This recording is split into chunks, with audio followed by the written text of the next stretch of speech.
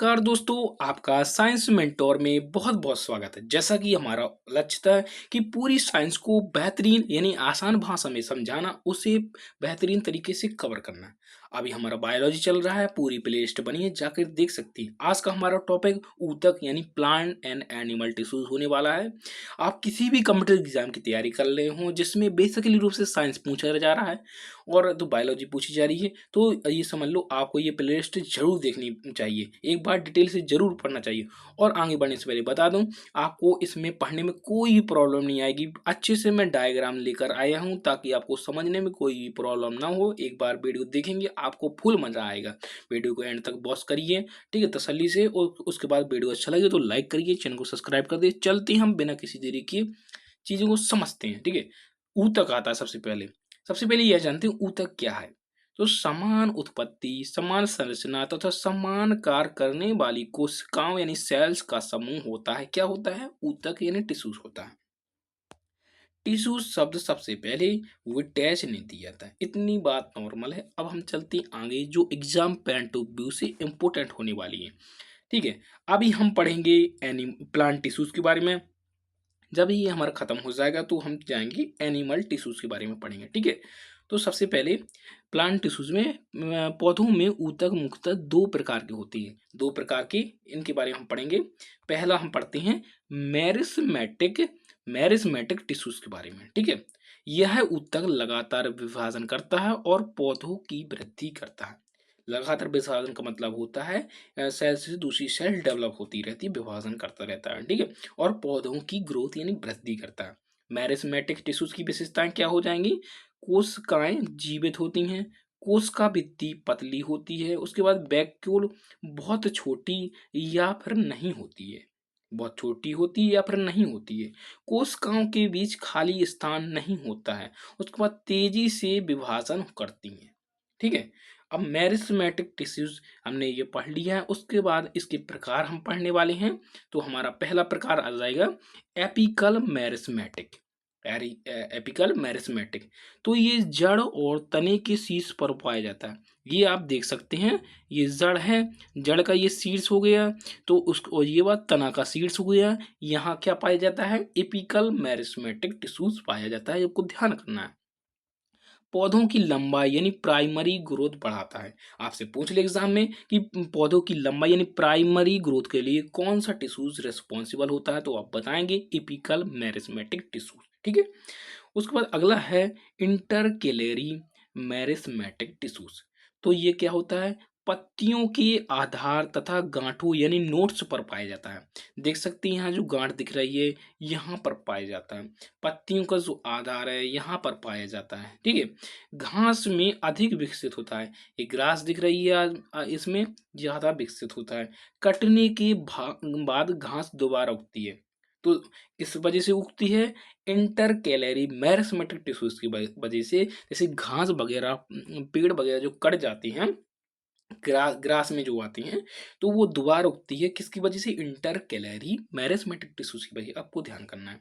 Exam point of से एक point important है, ग्रास जल्दी बढ़ती है क्योंकि इसमें इंटर कैलरी मैरिस्मेटिक होता है, ये बता चुके हैं। अब हम आगे बढ़ते हैं। अगला आता है लेटरल मैरिस्मेटिक टिश्यूज। तने एवं जड़ के किनारों पर पाया जाता है। देख सकते हैं, तने एवं जो जड़ की जो किनारे हुए इन पर पाया जाता है, ठीक है। तने तना में जी तना हो गया, ठीक है। उसके बाद है पौधों की जो मोटाई यानी सेकेंडरी ग्रोथ बढ़ाता है। इसकी जो ब्रेड मतलब की चौड़ाई होती है ये बढ़ाता है। उसके बाद एग्जाम पॉइंट ऑफ व्यू से अगर आप पूछ ले आपसे, मोटाई बढ़ाने वाला ऊतक कौन सा हो जाएगा? लेटरल मैरिस्मेटिक टिश्यूज, ठीक है। अब हम चलते हैं आगे। अब हम पढ़ने वाले हैं परमानेंट टिश्यूज के बारे में, ठीक है। तो परमानेंट टिश्यू मैरिस्मेटिक टिश्यूज से बनते हैं। ये परमानेंट टिश्यूज होती है जो मैरिस्मेटिक टिश्यूज से बनते हैं। कोशिकाएं विभाजन नहीं करती हैं। और मैरिस्मेटिक टिश्यूज में क्या होता था? कोशिकाएं विभाजन करती थी, ठीक है। तो इसके प्रकार कौन से हो जाएंगे? पहला हम प्रकार देखने वाले हैं परमानेंट टिश्यूज का। तो पहला है सिंपल परमानेंट टिश्यूज, ठीक है। तो सिंपल परमानेंट टिश्यूज में कौन कौन प्रकार आ जाएगा? सबसे पहले देखने वाले हैं पेरेनकाइमा। पैरेन्काइमा। ये दोस्तों आपको वीडियो को बिल्कुल स्किप नहीं करनी, ये बहुत इंपॉर्टेंट वीडियो होने वाला है। पैरेन्काइमा वगैरह ये कोलेनकाइमा सब पूछता है आपसे, ठीक है? तो पैरेन्काइमा ये सबसे समान ऊतक है पैरेन्काइमा, ठीक है? उसके बाद इसका कार्य क्या है पैरेन्काइमा का? ये भोजन का संग्रहण करता है, प्रकाश संश्लेषण करता है, घाव भरने में मदद करता है, जल संग्रहण करता है। कौन? पैरेन्काइमा। विशेष प्रकार इसके कौन हो जाएंगे? कोलेनकाइमा। ठीक है, तो कोलेनकाइमा क्या है, का अर्थ क्या है? यानी ये क्लोरोफिल युक्त पैरेन्काइमा है, जिसमें क्लोरोफिल पाया जाता है, उसको कोलेनकाइमा है। ठीक है, फोटोसिंथेसिस करता है। क्या करता है, कौन करता है? ये कोलेनकाइमा होता है जो वो फोटोसिंथेसिस में हेल्प करता है। ये आपसे पूछ सकता है, ये दोनों क्वेश्चन पूछे गए हैं, आपको ध्यान करना है। ठीक है, अब हम पढ़ने वाले हैं एरेनकाइमा। ठीक है, ये वायु से भरी होती हैं, जलीय पौधों में पाए जाता है।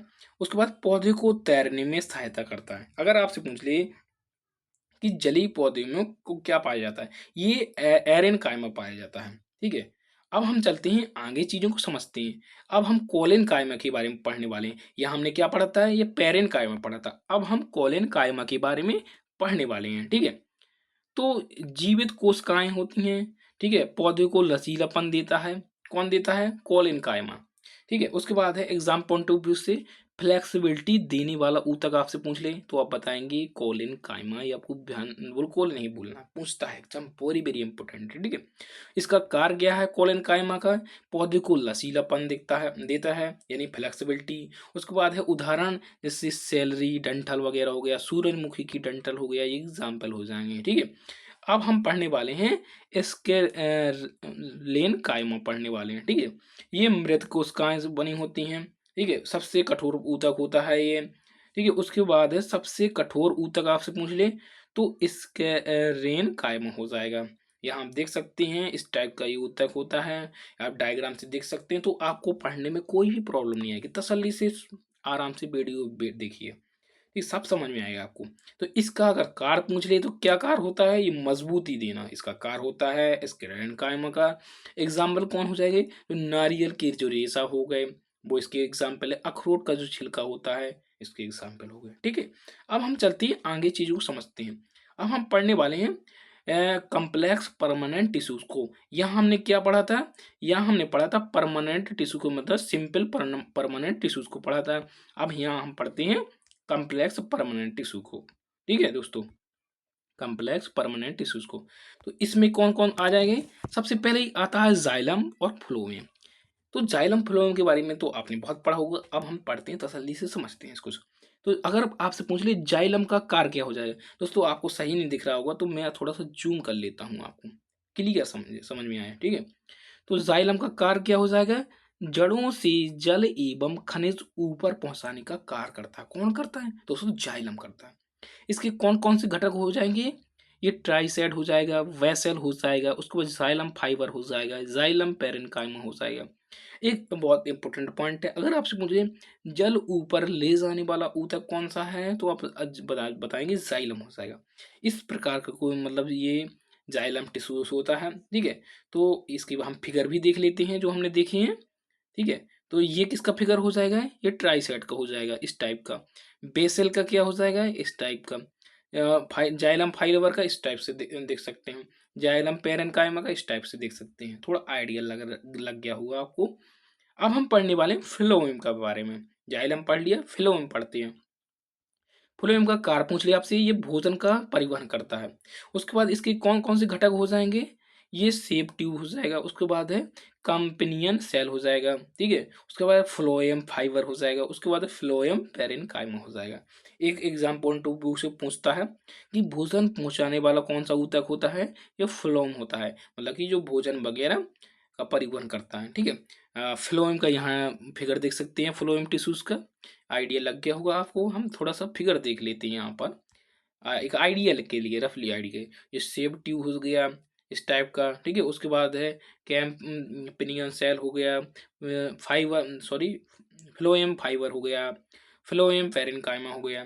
ठीक है, इतनी बात आप समझ गए होंगे। एक पॉइंट और आता है, ये आपने देख लिया कि जाइलम का कार्य क्या होता है, जल को ऊपर ले जाना। फिलोम का कार्य क्या होता है, भोजन पहुंचाता है। दोनों मिलकर पौधे का पोषण एवं जीवन बनाते हैं। ठीक है, अब हम चलते हैं आगे, समझते हैं। अभी हमने क्या पढ़ा था, हमने प्लांट टिश्यूज पढ़ा था। अब हम क्या पढ़ने वाले हैं, एनिमल टिश्यूज के बारे में। सबसे पहले हमारा कौन सा टिश्यूज आ जाता है, सबसे पहले आता है, सॉरी, एनिमल टिश्यू हम पढ़ने वाले हैं। जंतु में 4 प्रकार के ऊतक पाए जाते हैं। सबसे पहला हमारा ऊतक के बारे में पढ़ने वाले हैं, इपीथेलियल टिश्यूज के बारे में, यानी उपकला ऊतक किसे कहते हैं। ठीक है, तो इसको पढ़ते हैं। तो शरीर की बाहरी सतह तथा अंगों की भीतरी सतह को ढकता है। कौन ढकता है, उपकला ऊतक, यानी कि इपिथेलियल टिश्यूज होता है जो। इसका कार्य क्या होता है उपकला ऊतक का, ये सुरक्षा प्रदान करता है, अवशोषण करता है, स्राव करता है, गैसों का आदान प्रदान करता है। इसके बारे में हम अच्छे से समझेंगे अब आगे। ठीक है, विशेषताएं इसकी क्या हो जाएंगी, कोशिकाएं आपस में बहुत निकटता से जुड़ी होती हैं। जो कोशिकाएं होती हैं आपस में बहुत निकटता से जुड़ी होती हैं। ठीक है, कोशिकाओं के बीच बहुत कम अंतर कोशिकीय पदार्थ होता है। ठीक है, उसके बाद है रक्त वाहिकाएं नहीं होती, यानी स्वतः पोषण के लिए डिफ्यूजन पर निर्भर है ये। उसके बाद है तेजी से पुनर्निर्माण करने की इनमें क्षमता होती है, किनमें, उपकला ऊतक में। ठीक है, जैसे एक एग्जाम्पल है सॉरी, एस्कोएमस, ये जो लंग्स होती हैं फेफड़े में, वो वहाँ पाई जाती हैं। उसके बाद है क्यूबाइडल, ये किडनी में पाई जाती हैं। ठीक है, उसके बाद है कॉलमेनर, ये आंत में पाई जाती है, यानी इंटेस्टाइन में। उसके बाद है ये सिलिएटेड, ये श्वास नली और डिम्ब वाहिनी में पाई जाती हैं। ठीक है, ये टिश्यूज पाई जाती हैं। उसके बाद है ग्रेंडल, ठीक है, यानी ग्रैंडुलर, यानी ये ग्रंथियों में पाए जाते हैं ये टिश्यूज। ठीक है, अब हम चलते हैं आगे, पॉइंट के समझते हैं। एक पॉइंट यहाँ आ जाता है, मैं जूम करके आपको दिखा देता हूँ। उपकला ऊतक शरीर की सुरक्षा करता है, अवशोषण, स्राव और गैसों का आदान प्रदान में सहायता होती है। ठीक है, ये हम देख चुके हैं ऑलरेडी।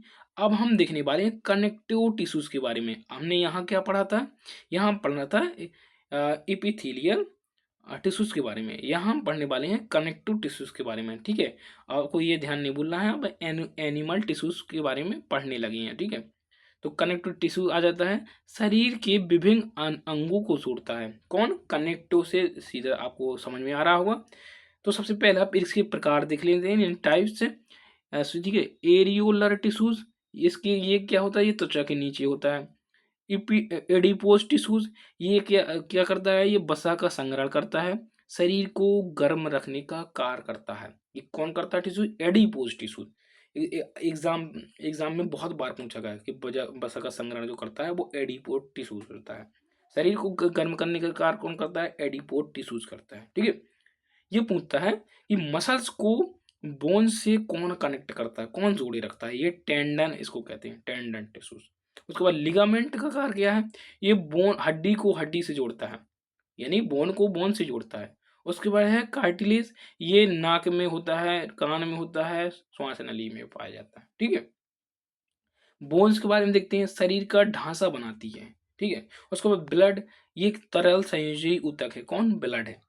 और लिम्फ, ये इनकी रोग प्रतिरोधक क्षमता बढ़ाता है, लिम्फोसाइट। ठीक है, और उसके बाद एग्जाम पॉइंट ऑफ व्यू से कुछ पॉइंट है। टेंडन का कार्य, ये मसल्स को बोन से जोड़ता है। लिगामेंट, ये बोन को बोन से जोड़ता है, यानी हड्डी को हड्डी से जोड़ता है। ये ब्लड एक तरल संयोजी ऊतक है। उसके बाद लिम्फो, यानी रोग प्रतिरोधक क्षमता बढ़ाता है। इतनी बात आप समझ गए होंगे, तो हम चलते ही आगे चीजों को समझते हैं। दोस्तों, वीडियो को एंड तक जरूर वॉच करना है, बिल्कुल जल्दीबाजी नहीं करनी है, तसल्ली से आपको सब समझ में आएगा। कृपया शांति आई से सुनते रहिए। ठीक है, और वीडियो अच्छा लगे तो एक लाइक करें। अब हम पढ़ने वाले हैं मस्कुलर टिश्यूज के बारे में, यानी मांसपेशीय ऊतक के बारे में। ठीक है, तो मांसपेशीय ऊतक शरीर की गति या अंगों की गतिविधियों के लिए रिस्पॉन्सिबल, यानी उत्तरदायी होता है। सबसे पहले हम पढ़ते हैं स्ट्राइटेड मसल्स के बारे में, फिर हम पढ़ेंगे स्मूथ मसल्स के बारे में, उसके बाद कार्डियक मसल्स के बारे में पढ़ेंगे। ठीक है, तो हमारा पहला आ जाता है स्ट्रिएटेड मसल्स के बारे में।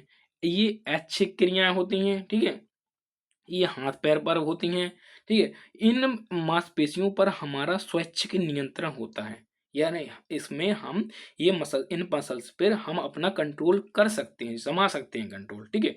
स्मूथ जो मसल्स होती हैं ये अनैच्छिक होती हैं, यानी इनवॉल्यूंटरी होती हैं। ये आंत और पेट में पाई जाती हैं ये वाली मसल्स, ठीक है? इन मांसपेशियों पर हमारा कोई कंट्रोल यानी नियंत्रण नहीं होता है। इतनी बात समझ गए होंगे आप। स्टेरिएटेड मसल्स में मतलब कि हम नियंत्रण कंट्रोल कर सकते हैं, स्मूथ मसल में हम कंट्रोल नहीं कर सकते हैं। ये अनैच्छिक क्रियाएं होती हैं, ठीक है, अनैच्छिक होती हैं। उसके बाद कार्डिएटिक मसल्स केवल हृदय में पाई जाती हैं, ये जीवन भर कार्य करती हैं, केवल हृदय में पाई जाती हैं, जीवन भर कार्य करती हैं, शाखा युक्त में बटी होती हैं, ठीक है। हृदय की मांसपेशियां अनैच्छिक होती हैं, यानी इसमें हम कंट्रोल नहीं कर सकते हैं और जीवन भर बिना रुके कार्य करती हैं, ठीक है। इतनी बात आप समझ गए हो, सारी चीजें आपको कवर हो गई हो शानदार तरीके से। अब हम चलते हैं आगे, अपनी चीजों को समझते हैं, ठीक है। तो अब हम पढ़ने वाले हैं नर्वस टिश्यूज के बारे में, ठीक है। किसके बारे में? नर्वस टिश्यूज के बारे में, ठीक है। तो यह ऊतक शरीर में संदेशों को प्राप्त करता है और उसका संचार करता है, यानी कम्युनिकेशन करता है, ठीक है। मुख्य कोशिका कौन सी हो जाएगी? ये न्यूरॉन हो जाएगी मुख्य कोशिका। इसका कार्य क्या होता है? संदेशों का आदान प्रदान करना होता है, शरीर का नियंत्रण एवं समन्वय करना, यानी शरीर को कंट्रोल करना, मतलब मैसेज के द्वारा, ठीक है। न्यूरॉन के पार्ट हम देखते हैं, ये डेंड्राइड जैसे दिख रहा है आपको, सेल बॉडी दिख रही है आपको, एक्सॉन दिख रहा है आपको, ठीक है। ये न्यूरॉन का एक मोटा मोटा आप डायग्राम मतलब देख सकते हैं कि न्यूरॉन ऐसा होता है, ठीक है। तो एक पॉइंट ऑफ व्यू से क्वेश्चन पूछता है, नर्वस टिश्यूज का मुख्य कार्य ये संदेशों का आदान प्रदान तथा शरीर का नियंत्रण एवं समन्वय करना है। इसकी मुख्य कोशिका न्यूरॉन होती है, ठीक है। अब हम चलते हैं आगे। अब एक हम मैं प्लांट टिश्यूज और एनिमल टिश्यूज में कुछ डिफरेंसेस लेके आया हूँ, जिसमें आपको कंफ्यूज नहीं होना है, इसमें महत्वपूर्ण अंतर लेकर आया हूँ, ठीक है। तो सबसे पहले विशेषता में हम कोशिकाओं की स्थिति देखेंगे, तो कैसी होती है, और विभेज्यतक ऊतक देखेंगे, यानी मैरस्मेटिक टिश्यूज के बारे में देखेंगे, जाइलम फिलोएम के बारे में देखते हैं, कोशिका भित्ति के बारे में देखेंगे। सबसे पहले कोशिकाओं की स्थिति देखते हैं। तो प्लांट टिश्यूज में ये जीवन भर होती है कोशिकाओं की स्थिति, ये वृद्धि इसमें सीमित होती है, नियमित वृद्धि होती है।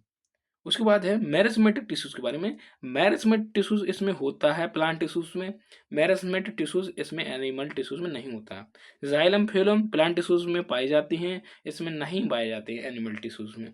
कोशिका भित्ति होती है, किसमें होती है? प्लांट टिश्यूज में, और एनिमल टिश्यूज में कोशिका भित्ति नहीं होती है, ठीक है। उसके बाद हम चलने वाले हैं कुछ इम्पोर्टेंट जो बार बार एग्जाम में पूछी गई हैं, बार बार उसके बारे में हम देखने वाले हैं, कुछ पॉइंट हैं ये हम पढ़ चुके हैं ऑलरेडी, फिर भी हम रिवाइज करते हैं रिकैप के द्वारा, ठीक है। ऊतक की खोज शब्द दिया, ये विटेस ने। पौधों पौधों में ऊतक दो प्रकार के होते हैं, ठीक है। उसके बाद जंतुओं में ऊतक ये चार प्रकार के होते हैं। उसके बाद लंबाई बढ़ाता है, ये कौन सा बढ़ाता है? ये इपिकल मैरिस्मेटिक टिश्यूज बढ़ाता है। उसके बाद मोटाई कौन बढ़ाता है? ये लेटरल मैरिस्मेटिक टिश्यूज बढ़ाता है। घास की वृद्धि के लिए रिस्पॉन्सिबल कौन है? इंटरकोलरी मैरिस्मेटिक टिश्यूज। उसके बाद सबसे समान ऊतक कौन हो जाएगा? ये हो जाएगा पैरेन्काइमा हो जाएगा। लचीलापन देता है कौन सा टिश्यूज? ये कोलेनकाइमा हो जाएगा। सबसे कठोर ऊतक ये स्क्लेरेनकाइमा हो जाएगा, ठीक है। उसके बाद आपसे पूछ ले जल का परिवहन कौन करता है? ये जाइलम बताएंगे आप। भोजन का परिवहन कौन करता है? फ्लोएम बताएंगे। उसके बाद है शरीर को ढकने वाला ऊतक कौन सा है? इपिकल ऊतक, यानी इपिकल टू सॉरी इपिथेलियल टिश्यूज हो जाएगा। उसके बाद सबसे बड़ा संयोजी ऊतक कौन हो जाएगा? ये ब्लड हो जाएगा, ये तरल संयोजी ऊतक है। उसके बाद मसल्स को बोन से जो कौन कनेक्ट करता है? वो टेंडन करता है। उसके बाद है बोन को बोन से कौन कनेक्ट करता है? यानी हड्डी को हड्डी से, ये लिगामेंट हो जाएगा। उसके बाद हृदय की मांसपेशी एक जो कैसे बनी होती है? कार्डियक मसल्स की बनी होती है, जो अनैच्छिक होती है, हम कंट्रोल नहीं कर सकते हैं। उसके बाद है तंत्र का ऊतक की इकाई, ये न्यूरॉन होती है। दोस्तों इतनी बात आप समझ गए होंगे, आपको वीडियो अच्छा लगा होगा। पूरी बायोलॉजी देखनी है, जाके प्लेलिस्ट देखिए, आपको मज़ा आ जाएगा और बेहतरीन तरीके से अपनी चीज़ों को कवर कीजिए। मिलते हैं अगले वीडियो में शानदार से टॉपिक के साथ। वीडियो अच्छी लगे एक लाइक करें, चैनल को सब्सक्राइब करें। तब तक के लिए बाय बाय।